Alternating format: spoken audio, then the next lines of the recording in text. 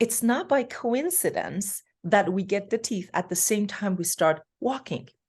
Teeth are the neurological body's biological investment, part of the biological investment for being upright. Because the teeth, as they come together, they are the neurological organs. As I was showing, the teeth are making the connection of our lower jaw happen to the top and the rest of the skull. So as they come in, they're going to communicate to the brain, and they help development of the brain where the mandible is. And the mandible will communicate to the brain where the head is, where the neck is. Dr. Esmaili, welcome to the Root Cause Medicine podcast. I am so excited to talk to you today because we are going to talk all about dysfunctional breathing, the anatomy of the jaw, neurology, just physiology, and how it all ties together. And I think you are just really going to blow people away with the information you're going to present coming from holistic dentistry. So welcome to the show. Thank you, Carrie, for having me. I'm excited to present my information, the last 4 years of my practice concentration to this podcast. I'm hoping it is going to get to the right ear, doctor, patient, moms, parent, grandparents, whomever that can use it. And if you hear something in here that resonates with you, don't keep a good thing to yourself. I'm hoping that they will pass this on. There's not enough information out there about what I'm going to talk about. Oh my gosh, yes. Amen to that. Well, but actually, before we get started into the big questions, why don't you let everybody know, if they don't know who you are already, like, who are you? How did you get into this? What do you stand for? Yeah. Well, I was born and raised in Iran. I came to United States about 23 years ago. So more than half of my life, I have lived here and wanted to be a doctor. So went into dental school, been a dentist for about 13 years now. But about 10 years ago, 3 years ago, 10 years into dentistry, I wanted to be the 5-star dentist and look at the whole body and be the best cosmetic dentist and treating teeth. So what really got me into it after I started treating single tooth at a time for the longest time, and that's pretty much what all of our journey is. When we go through traditional trainings, when we come out, they don't teach us head to toe analysis of the body or anything. So long as you know how to repair the tooth, you're good to go. And 3 years ago, more like 4, I decided that I want to look beyond just the arches and the teeth, and I started looking at the temporomandible joint. That's when my career just took a completely different turn. So I wanted to learn as much there is, and I want to be specialist in treating temporomandible joints. I was seeing a lot of younger patients, even younger, as age of like 12s and 13s. I used to practice across the university. So I saw a lot of younger patients, freshmen coming out, and they have all the same similar disorders. So it got me to thinking, what can I do differently for this population instead of letting them to be 50, 60 years old before we treat them? The more I learned about TMJ, Gary, the more I saw airway, the more I saw posture, the more I saw the whole body. So that Pandora box that everybody talks about got me sucked in. So I spent 3 years going from one CE to another, from study club to another, books and articles, not leaving any stones unturned. And what I started doing 2 years ago during pandemic, when my dental practice came to a screeching halt, just like most other dental practices out there, I decided to write down what it is I want to do when I grow up, because for 2 months, nobody expected me to be anywhere. And be honest with you, I was pretty tired of doing dentistry. It was mind-numbing, repairing teeth and not knowing what's breaking them, the disease management and not knowing where it's coming from. So when I wrote my heart out on a piece of paper as a mission statement, nowhere was on it that I want to be a dentist. I want to be a physician of head and neck. I want to heal the patient. And I started seeing the connection and the dots that I've been seeing for a few years. So long and the short of it is, about 2 years ago, I started shifting completely out of clinical dentistry into airway and TMJ exclusively. And I'm happy to report 2 years later, 200 plus patients that I've treated, collaboration with physical therapists, functional medicine, neurologists, psychologists. I started really seeing the important role that dentists play in recognizing the whole body and understanding how little we're doing about it. Yeah. I took it on my mission to go and put this information out there for as many doctors and patients as I can. I can keep a good thing to myself. So I'm happy to be here, giving a glimpse of it here to this group. Oh my gosh, I love that. I love your passion so much. And for those who are listening, she has a lot of content out there. You can watch a lot of video interviews of her. She's talking about this, and you can hear her passion come through every single time. And I know, TMJ is a really big deal. A lot of people just casually mention it like it's no big deal. Oh, I have TMJ. Yeah. Yeah. Oh, I have that. Oh, I struggle with that. And it's like, and like ... Are you doing anything about it? No, I've been diagnosed. But Yep. and some people maybe have a guard, or some people, maybe do something.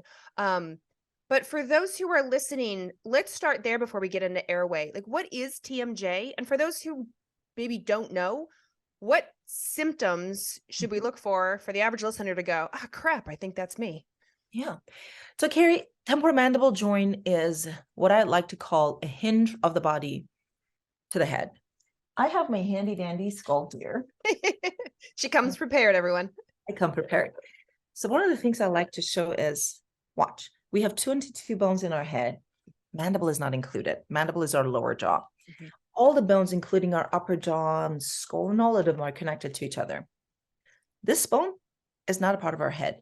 Matter of fact, it's connected via a bunch of muscles and ligaments, and it has an articulating joint right here, pretty much like your elbow and knee to the head. Mm-hmm. But watch, there is magnets sitting on the teeth.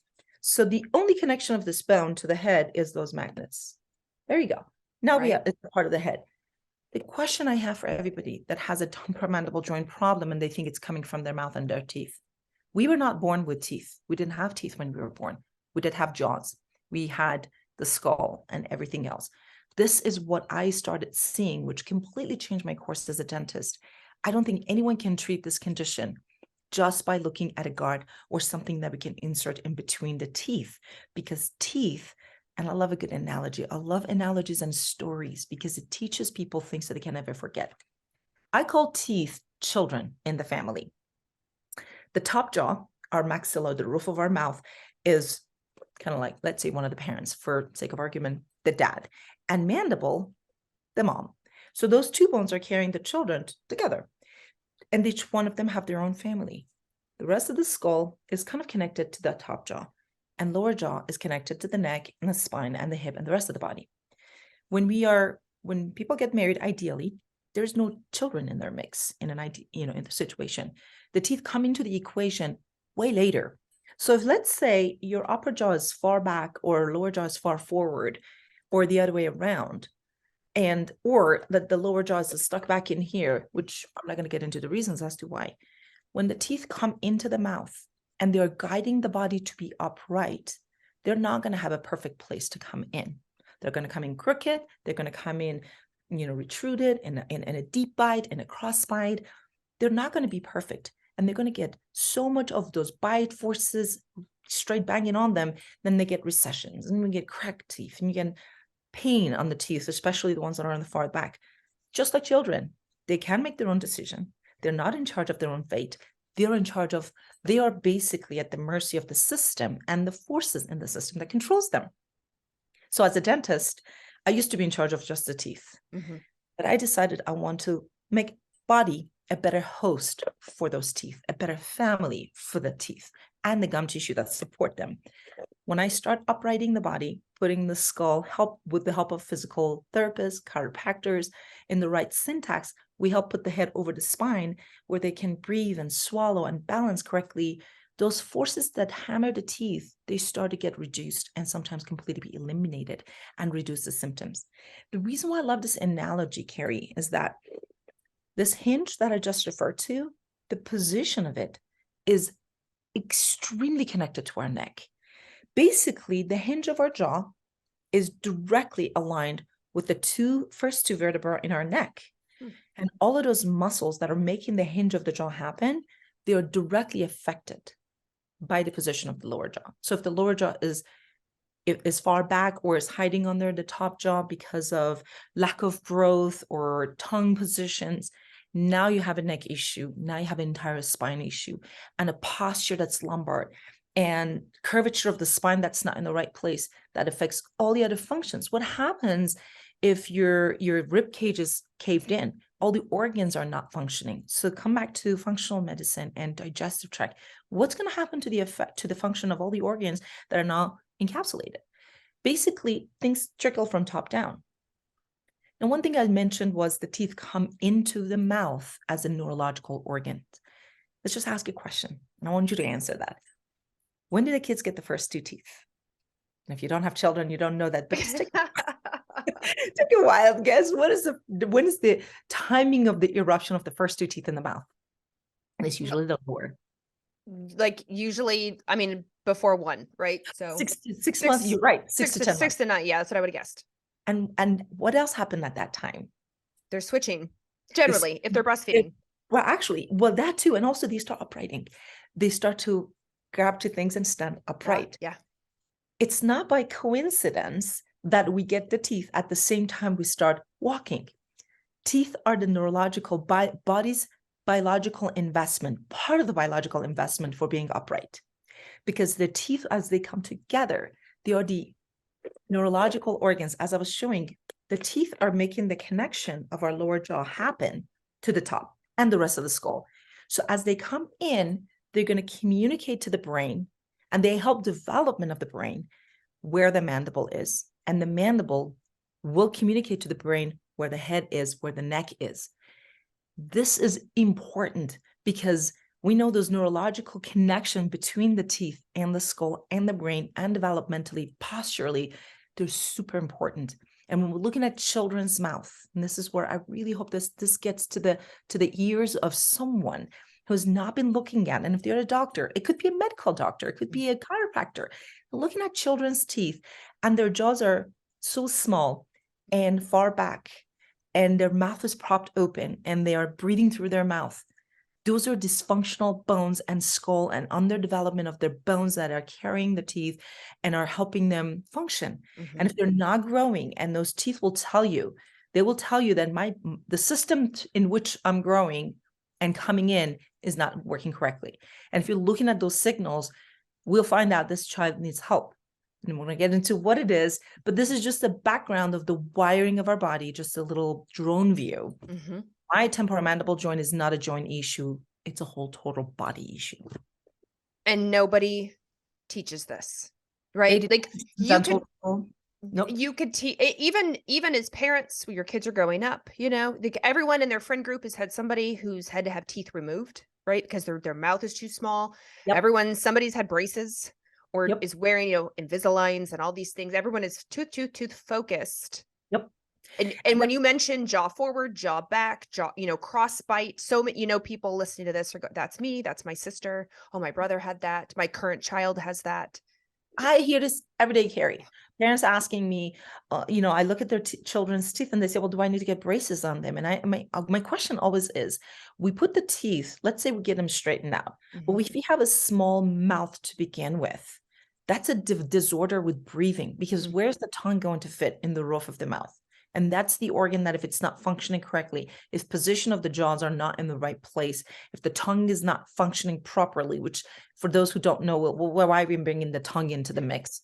Well, tongue is one of the most important organs in our, believe it or not, it's the second muscle in the gestation. When the baby is forming, is a second muscle to heart that forms. It carries 5 of our nerves in our head attached to it.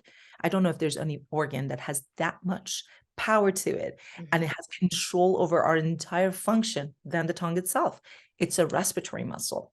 Now, a proper position of the tongue is at the roof of the mouth, not hanging low, not when you're swallowing, the tongue should not be pushing against the teeth. It should go straight to the roof of the mouth. And to be exact, there's a little bump behind the 2 front teeth. The tip of the tongue should be in contact with that place. The entire body of the tongue should be in contact, full contact with the roof of the mouth when you're swallowing. In essence, your teeth should not be touching your tongue when you swallow. How many people knew that? I'm going to guess not very many. How many people right now are swallowing? Where's my tongue? Where's that bump? I know. And if you're using your lips to swallow and your cheeks to swallow, they move your teeth around. Those are the forces controlling the position of the teeth. Just like I said, the family controls the children, muscles in the body and the jaws and their relationship controls the teeth. So the crooked teeth are telling us something. Crooked teeth belong to crooked bodies. Straight teeth work only on straight bodies. So if a body is not upright, if the bones are not correctly, bones in the head, mouth, the jaws are not developing correctly, there is not enough room for the teeth to come in, and the muscles will move them around so that the functions now that are suffering. The swallowing is one of the most important functions, because every swallow, and we do it about 2,000 times a day, will stabilize the mandible against the skull and transfer all these forces through the skull down all the way to the tailbone. So if the swallow is dysfunctional, it will give the brain a wrong message that something is wrong. So it's talking about, speaking of TMD disorders, what are the neurological issues that come out with patients that have issues with the size of their jaw, with the position of their neck and jaw, when they are swallowing? And that's a function we do without even knowing. It's completely voluntary. This contact of the teeth, as we already spoke, there's neurological wiring between the teeth and the brain. The contact of the teeth will tell the brain, this is not a functional, correct place to be. So if the mandible is tucked underneath of an underdeveloped maxilla, which I'm going to get to what that means, maxilla, I keep referring to it as maxilla, the top jaw, the roof of the mouth. When it's underneath of that small upper jaw, it's going to push right against the airway. So the tongue in the soft palate is going to make the space behind the tongue really narrow. Well, we can't breathe that way. Brain needs oxygen. Our bodies need oxygen. So in essence, the head goes in a forward posture to compensate. Now we have a second problem. Not only we are not swallowing correctly, our breathing is dysfunctional. Now we have a neck issue. And every dimension that the head is in front of the spine, the shoulders have to go into a round position to support this 12-pound medicine ball. And that would affect the curvature right from here all the way down to the lumbar spine or the bottom of the spine. So are you seeing this connection now? One problem to the next, like a tip of the iceberg. Now I'm going to just touch on the maxilla, the top jaw. Why, even we were talking about that, what is the role of that? That's a part of our face that is basically the dimensional part of our face that grow with function. Between ages 4 to 7 is when the faces of children start drastically changing. Face of a 7-year-old is not that much different than an adult, but a newborn and a 4-year-old, you're going to see majority of the growth in right here between the nose and the middle of the face. In the forward direction happens between 4 and 7. Well, it doesn't happen automatically. Everything we have for growth is in our genes. We have the genetic coding in us. But what makes it happen is the environment, the functions. We have eyes when we're born. If you put blinds and cover the eyes when a kid is born, they're never going to develop that neurological connections and they're going to go blind.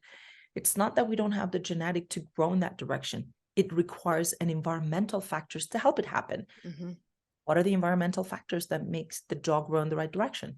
Chewing functions, swallowing and putting the tongue in the proper posture at the roof of the mouth. With every swallow, breathing through the nose. Because if you think of the palate, it's like a dome. It's the same real estate as the roof of the mouth as it is the floor of the nose.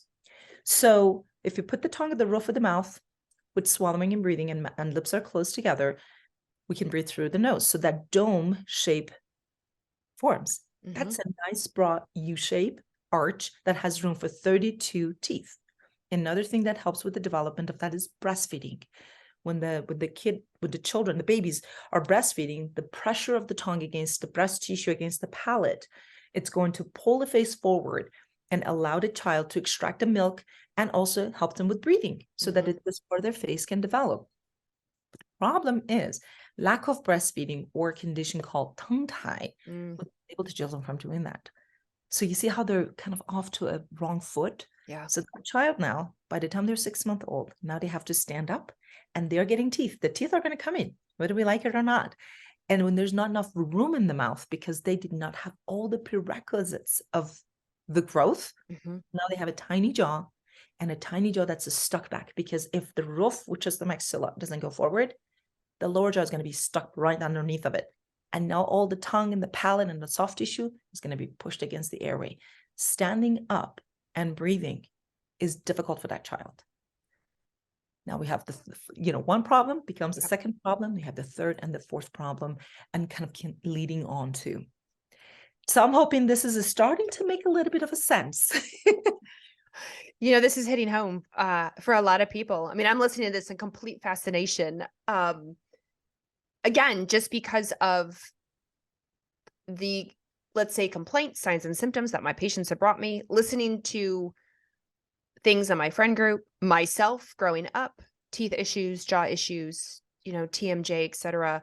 And because so little is discussed about it, other than it's common, but we know common doesn't mean normal, people just go on their life and they adapt. So now they hit adulthood with jaw problems, with breathing problems, with back problems, with headaches, and it goes on and on and on because it's all connected, not realizing everything you're saying right now.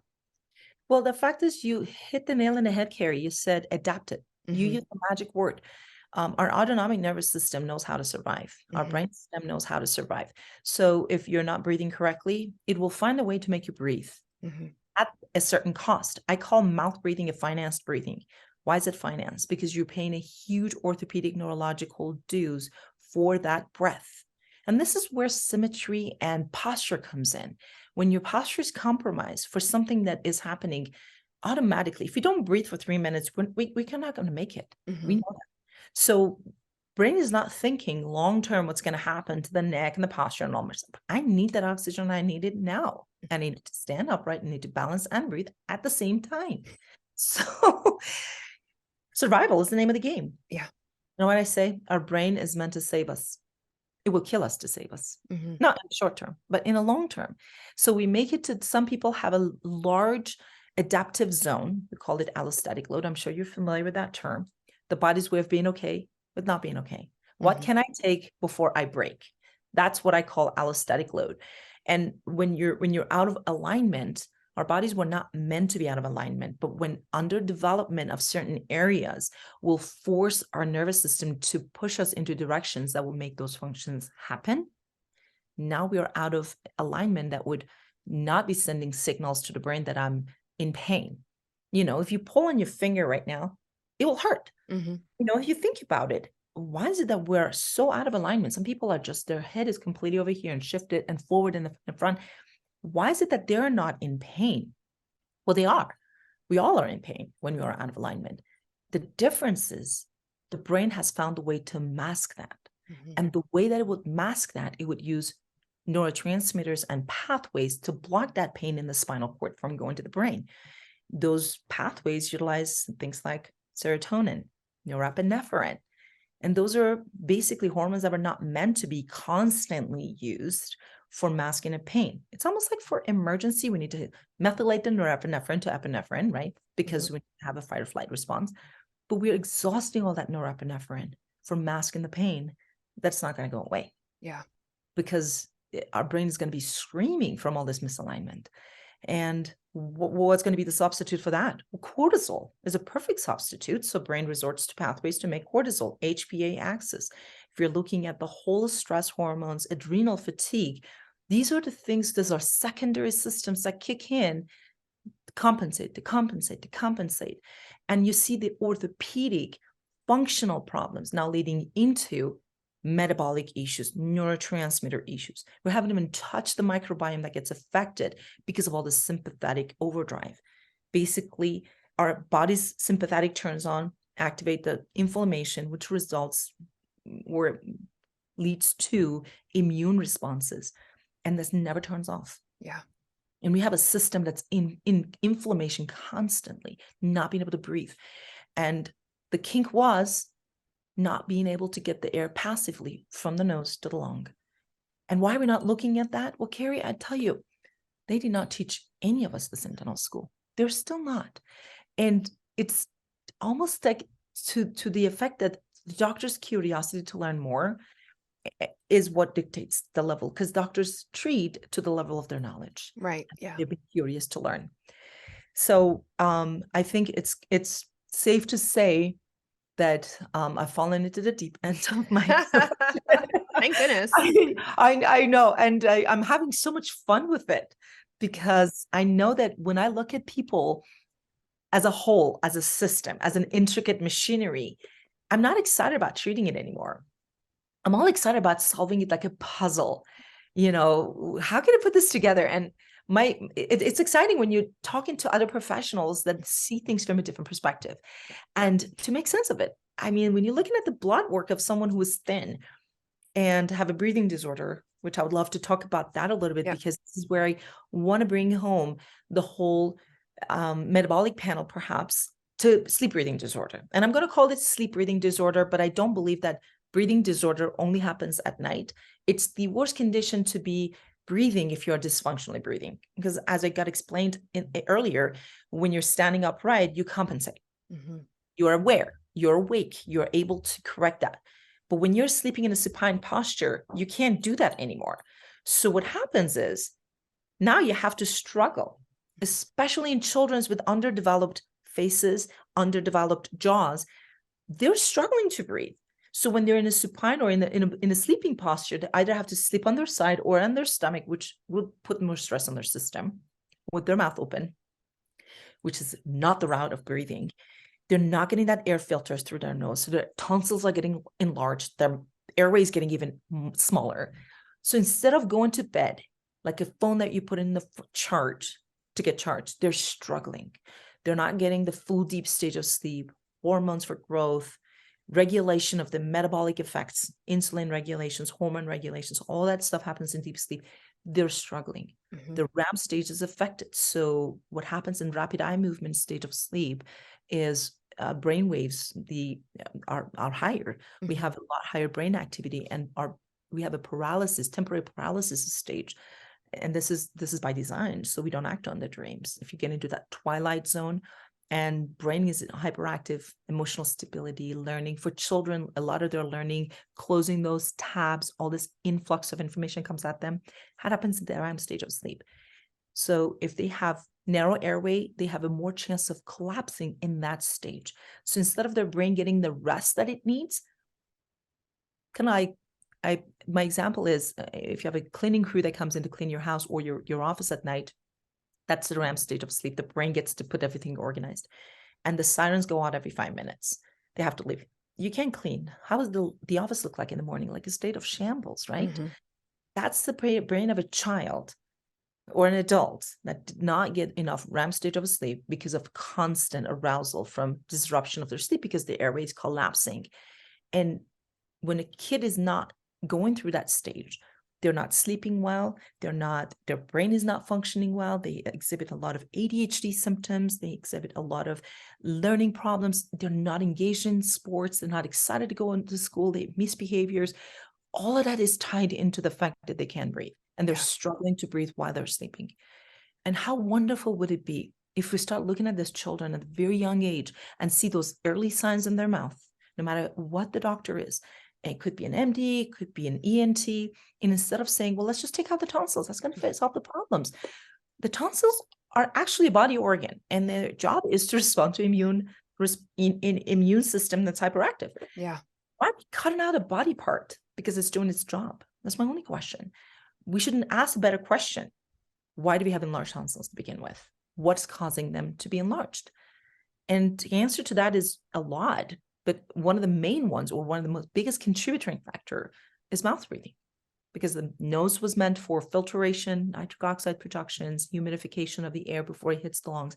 And when you're mouth breathing, because you have a narrow face, underdevelopment of the sinuses and the nasal passages, which we explained earlier, that's going to expose those tonsils tissues and adenoid tissues to unfiltered air. Yeah. And the kid that's mouth breathing and heavy breathing, those get larger and larger, and they would become a secondary obstruction of the airway. This is becoming an epidemic, Carrie. And this is where as a mom, because my daughter is the reason why I started doing all of this. Mm-hmm. And I, as I told you guys earlier, I grew up in Iran. I did not have soft food. I was breastfed. I had all the advantages of growing my jaw. I have 32 teeth in my mouth. Both my children were born in this country.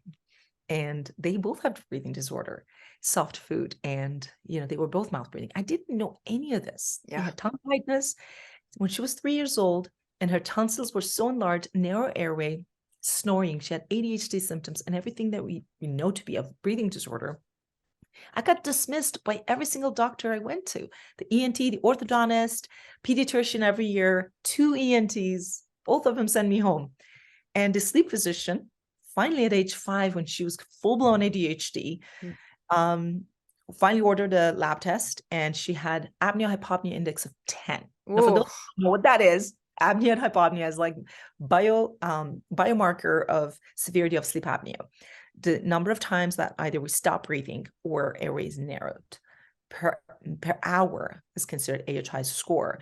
For 0 to 5 for an adult is normal, which I don't understand why, but for the sake of argument, we accept that. 5 to 15 is mild, and from then on, for children, 1 event is bad, and she had 10. At that point, the only treatment that was recommended was take out the tonsils. No follow-ups. They never questioned how she breathed. She's still not sleeping well. She's still not doing well in school. And I'm just tired. This is a 6-year-old about to go to first grade. And I'm not putting my child on medication. So here I am 3 years later, learning how to correct her breathing, train her tongue, correct her growth, putting her jaws in the right place. And I have a brand new child. And amazing. And my heart goes out to moms out there who don't have this information. They don't have the audacity and resources and ability to go find those information. And if they only knew that noisy breathing, if their child is eating and they're like, close your mouth now, you're noisy eaters. That child cannot breathe. That child needs help. And there is help. We could treat that child, help develop their mouth and help develop their airway, train their tongue. And it's never too late. The younger, the better. But it's always best to treat the root cause of it and treat the underdevelopment and get their body back on functioning.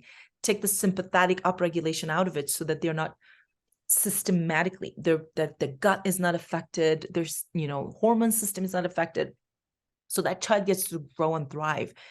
I mean, I see my children's friends come over, and every single one of them, posture, vertical faces are vertically growing, tongue thrusting. And part of me thinks, am I going to get in trouble if I start making conversations with the parent? Maybe I should send them the link to this podcast.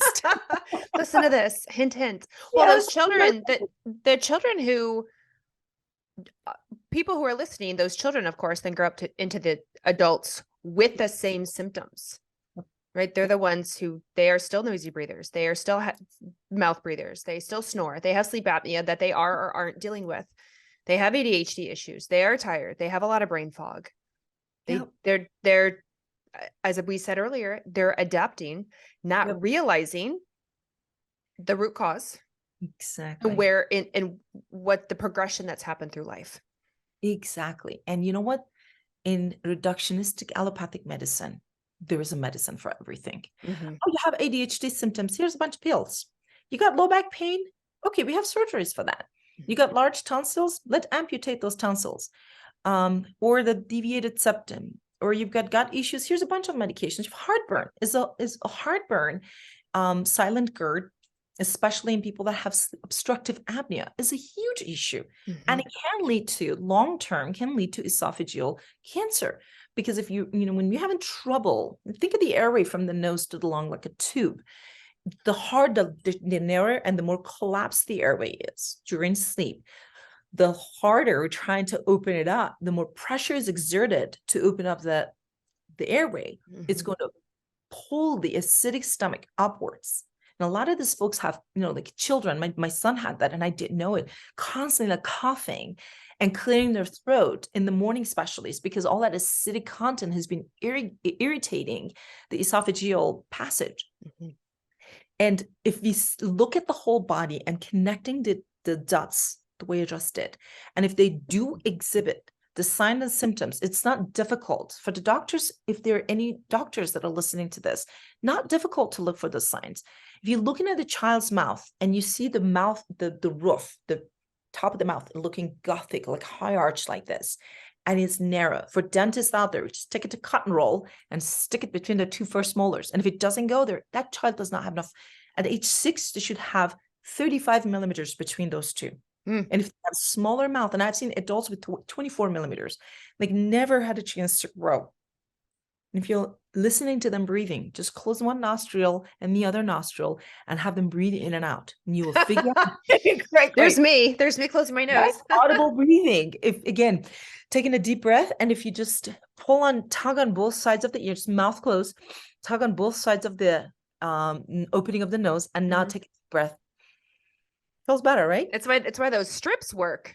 Right. This test that I just showed you is called Cottle maneuver. It was developed by Dr. Cottle, and it shows if you have a positive response to this test, meaning that if you're breathing, I instruct the patients to breathe a couple of times, and when I tug on this part of their nose, and they have an improvement, that means that's a positive finding. That means they are not breathing 100% through their nose, or they're not able to.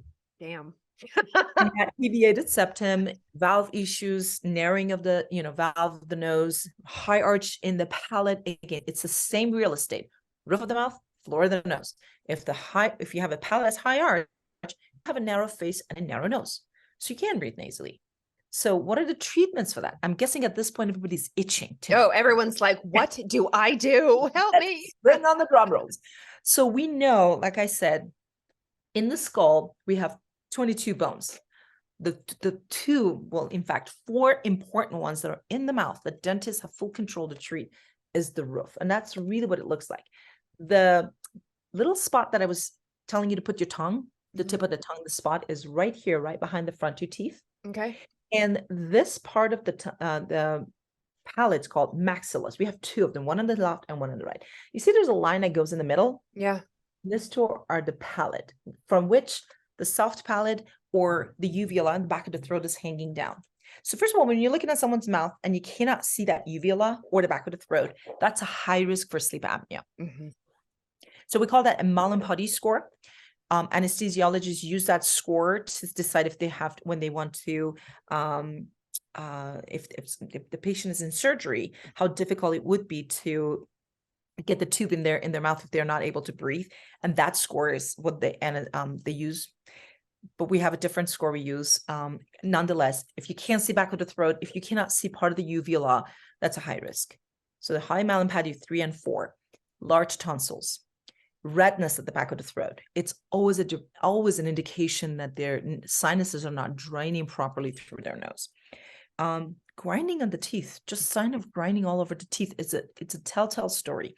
And when you're swallowing and opening your mouth, take a look at the shape of your tongue. If the tongue has indentation of the teeth in it, we call that scalloping. That's a sign of breathing disorder.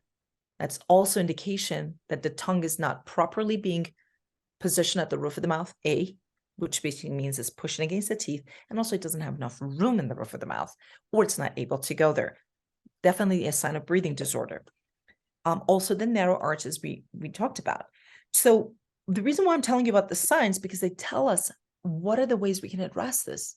Because if we know there's not enough room in the mouth, all we need is more room in the mouth and training the most important muscle in the mouth, which is the tongue, to do its job, rest at the proper resting position. So the palate, the suture here, the belief was that after puberty, it fuses, that we're done. So common practice, orthodontists used to give kids a palate expander to open up that suture and give them more room. The issue with that is not only that we're only growing the palate in one direction, which is left or right, it's not growing it in all the other dimensions. The bigger problem is they're not allowing the body to grow that suture and deposit bone in there. And that growth, it's almost like stretching that ligament. Every other day, and my son was in treatment, that's how I know, we have to crank that for about 1/4 millimeter.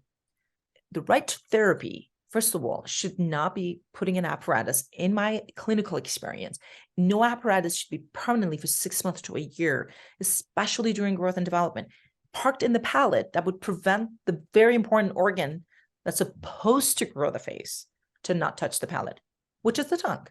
So we should give the tongue a chance to do the job, because at the end of the day, it was the tongue who was supposed to do it. So stimulating those sutures for growth, and we do have treatments for adults and children. With children, there's not that much we have to do differently. We just give them functional appliances that are pre-made, and they wear those appliances during the day, putting those and exerting pressure with the muscles on the bone to grow the bone. And, hard food is one of the best things, chewing and hard food, training the tongue to move the food around, like I said, swallowing, chewing properly, but just hard food is what's going to grow the face. So some of the appliances that are now being prescribed, and I've done so many of them in children, is positioning the lower jaw in a better posture, but also developing the muscles in the face to grow the bone. So that's the first thing. But also if they are past the age of, let's say 14 or 15, and usually my children that are in puberty or close to puberty, I use an appliance that would activate those sutures and allow them to grow. But I don't want that appliance to sit in their mouth all the time. I want them to have the chance to wear it 12 hours and have it out of their mouth for 12 hours and train the tongue, have them breathe properly, rest the tongue at the posture properly at the roof of the mouth, and reset their nervous system. I think what's really the key factor in treating the sleep breathing disorders is training the tongue and creating the room for it. It's almost like your body doesn't have to compensate. And the younger they are, the quicker they respond. They don't have that forward head posture. They're not just, their rib cage is not so in an encrunched space because their head isn't sitting in here. And their spine is more concerned about supporting the head. Now they are using their chest to breathe because the lung can expand. So the children's body won't have to compensate if it didn't need to. Right. Adults, unfortunately, like you said, they've learned to adapt. Their bodies have gone through so much more of those changes. So they have more reverse engineering to be done. It still can be done. But the younger we catch these patients, the younger they are. I will take 2- and 4-year-olds all day long because they haven't even have a first molar in their mouth, Gary. I mean, we're creating room and allowing those wisdom teeth to come in rather than wait until they get stuck because their mouth didn't go forward and remove them. I mean, for the last 200 years, modernization of our life has had one result. Our faces are shrinking and vertically growing, and our face is not coming forward. So all of those air passages, sinuses, they're staying small, and it's not without a cost. It's coming with a huge, huge cost. Breathing disorder leads to a host of metabolic conditions. Sleep breathing disorder leads to a host of chronic conditions, diabetes, high blood pressure, risk of stroke, even Alzheimer's. We know that metabolic waste removal happens during the deep stage of sleep. When you're not getting a deep stage sleep, body's not reading off the toxins. Right. And that leads to, hemoglobin sensitivity to oxygen, CO2 level changes, pH level changes. Mouth breathing is probably one of the most prevalent conditions of this generation. And if it's not addressed, unfortunately, we're looking at, like you said, a common condition. Oh yeah, my kids are on the same medications. My kids are getting the same braces. Common, yeah. Normal, no. I think, yeah, this is pretty much where I get to be bold about it and say, we were wrong. We got it. We were taught wrong. I was came out of dental school, not knowing anything. And for 10 years, I didn't know differently until I was opened up to it. And when I saw this site, it's one of those things as a doctor, when you see it, it's hard not to see it. And, here I am showing up on your podcast about it. Which I love. And I want to go back to the breathing, the dysfunctional breathing, especially in adults, because as you've been saying, obviously it's a whole lot easier to fix in the 2- and 4-year-olds leading up to puberty. But when you have that 35, 45, 55, even 65-year-old person who has been compensating for a long time, they've finally been diagnosed with sleep apnea, their posture's a mess, they're looking down at their phone all the time, their head is forward because they work on their computer from home. You had mentioned posture is part of the therapy earlier. So can you talk about that for everyone who is suddenly straightened up as they're listening to this and pulled their head back? Well, here's what I say. We call this a top to bottom or bottom to top problem, because ergonomics are certainly a problem. We're all just converging into the screens. We're living within walls of our homes. I call them sensory deprivation chambers, because God gave us 30-degree of lordosis in our neck and 30-degree of rotation and lateral, movement in our head. Why? So we are outside seeing the horizons, and our ears and eyes and even sensation on our skin is getting information from everywhere where we are in 3 dimensions so we can propel and move. But when you're not getting that, we're within walls and your sights and your hearing is not developing. This convergence is causing underdevelopment. Like I said, we're just barely touching the surface with this. Nonetheless, if we're thinking, was it really ergonomic or is it underdevelopment of the jaws and airway? Well, I have a challenge for everyone. Go ahead and pull your shoulders back. Tuck your shoulders back over here. Okay. And what I have you do is tuck your chin back in here. Good. Now I'm going to have you put your tongue at the roof of your mouth and try to breathe. If you have trouble breathing in this position, then I'm going to bet you have an underdeveloped airway. Most people, when they put their head over here, they can't breathe. Their head pushed them forward. And that's the compensation that we cannot do when we're sleeping. That's why breathing disorders, forward head posture leads to problems in there. And that's the postural component to it. So do we fix the airway in the mouth and not address the postural component? Again, in a child, hardly ever I need to resort to a chiropractor or physical medicine. I still need to teach them how to breathe because their diaphragm and activating and expanding the lung and those alveoli like a balloon, pulling them and just opening them up. Because mouth breathers they're using their chest and their neck to breathe, right? With the nasal breathing, with the tongue properly positioned at the roof of the mouth, they're able to descend the diaphragm and get the air to more of those lung real estates. So if you're comparing an asthmatic, which most asthmatic are mouth breathers, and someone that's not asthmatic, the asthmatics are not using a lot of their lung. And parts of the lung that does not get air exchanged is exposed to mucus. And mucus retention and asthma, we know that that's part of the same disorder. So could a mouth breathing lead to asthma? I mean, a lot of people would want to argue with me about that, but I know Dr. Buteyko in the 1930s already proved that we can cure asthma if we can make people nasal breathing properly. They can extend and open those smooth muscled in the lung and get the alveolus to recoil back, to exhale the air out. And that proper exhalation is going to put the body into its parasympathetic mode. But we don't have that when we are mouth breathing. You're not getting a lot of your lung expanded. So the volume of the air that gets exchanged is not a lot, which when you're listening to people that are mouth breathing, you're shallow breathers. Not taking a deep breath. And the whole mouth breathing basically is using the front portion of the diaphragm attached to the rib cage, not the lumbar portion or the portion of the diaphragm that's attached to the bottom of the spine. And the importance of that is the whole sympathetic, parasympathetic. Using your chest to breathe, you're sympathetically breathing. When you're using the lumbar spine, belly breathing with the nose, from nose to the belly, that's parasympathetic. That's the difference. And we know autonomic nervous system is governing the whole body. So just by breathing dysfunctionally, because your mouth is underdeveloped, because your tongue is not postured properly, we're basically paying a huge due with all the sympathetic activation and everything that comes with a low-grade sympathetic, which you know it better than I do. All the neurotransmitters, all the signals that get activated when you're in a sympathetic mode, they are in fact working when your child is sitting there with their mouth propped open. And I'm hoping that I can just engrave this in the brain of parents to just want to go out and help and just at least Google it. How can I help with mouth breathings? Oral myofunctional therapy in treating and teaching these children to use their nose. Sometimes they just have a low tongue posture, and a lot of them allergies. That's another one.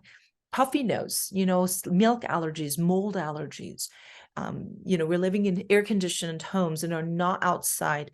So anything that will block the nose, either from an underdevelopment or from a mucosa standpoint, from an inflammation standpoint of the tonsils and adenoids, they can block up the airway. And when you cannot get the air passively from the nose, you're pushed into the sympathetic mode. Really, that's just that simple. If you want to reverse engineer that, the question is, which one is it? Do they have a physiological condition that's leading to inflammation? Do they have an underdevelopment of actual obstruction from an orthopedic standpoint? Is it a narrow hallway, or is it a hallway that's narrow or normal size, but it's packed with boxes? Either way, you can't pass through, right? So how do we fix that? I mean, a lot of people think if I have snoring and apnea, my only option is to get CPAP.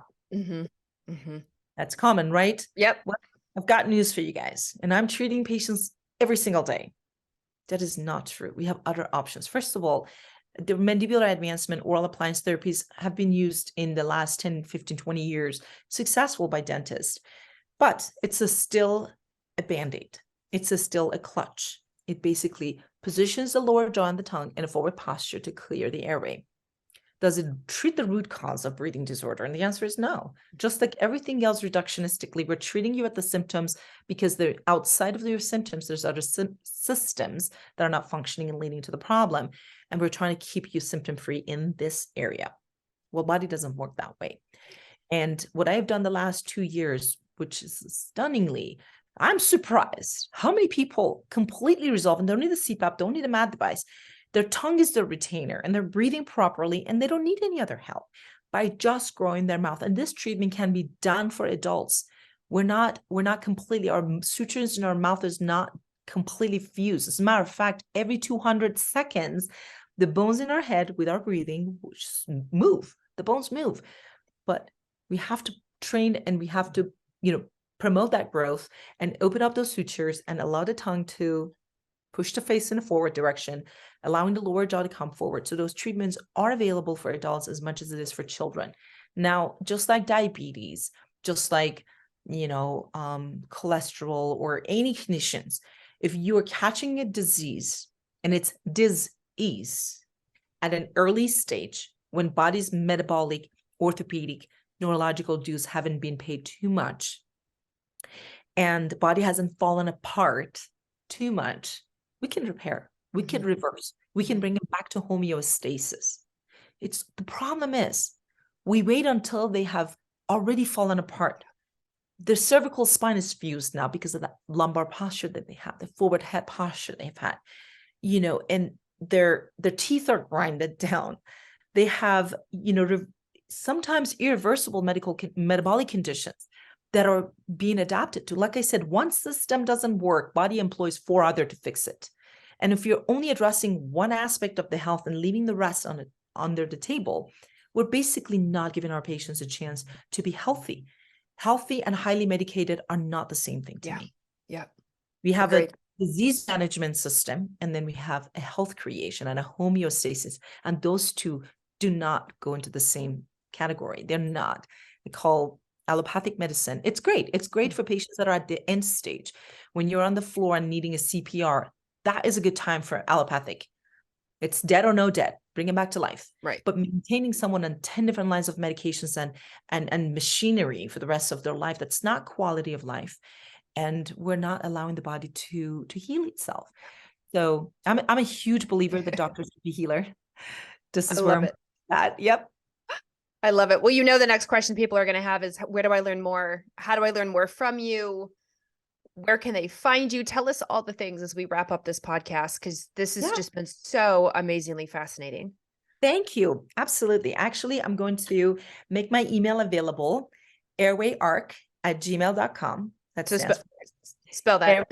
Airway Arc, A-R-C. Okay. That stands for Airway Architect @gmail.com. I actually have a YouTube channel right now, and I've posted a lot of videos and I sent you, but I'm planning to post more videos. And if there are patients or any potential viewers here that have questions and I want to reach out to me, they can email me. And I'm super excited to actually bring information to people and give them access to wherever they are to go and see the right provider. Because if I hear there's a child out there that's at the surge of getting their tonsils out, and we save that child from getting a tonsillectomy, I think this was well worth our time. I love it. And tell people your YouTube. Actually, it's Dr. Bahar Esmaili. It's my first and last name. So I haven't changed that one yet. So as of now, Dr. Bahar Esmaili, you can look up, and I have a lot of information in there. My daughter has got a lot of videos for children out there talking about how their posture and breathing is all affected.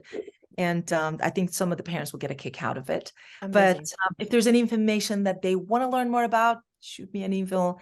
Either I'll have the answer or I'll definitely find the answer for them. I love that. And we will put her YouTube link in the show notes so people know how to spell your name. Dr. Bahar, this has been fantastic. Thank you so much for coming on the Root Cause Medicine podcast today. I think you have blown the minds of a lot of people and really, really educated them on a really important topic that people are just living with or watching their children live with and getting told it's normal. And of course, it's not normal, and it's going to probably lead to worse things down the future. And I love that you're here to educate and be on the forefront of it. So thank you. Absolutely. Thank you for having me. This was fabulous. And I'm hoping that I brought some information that was useful for your viewers.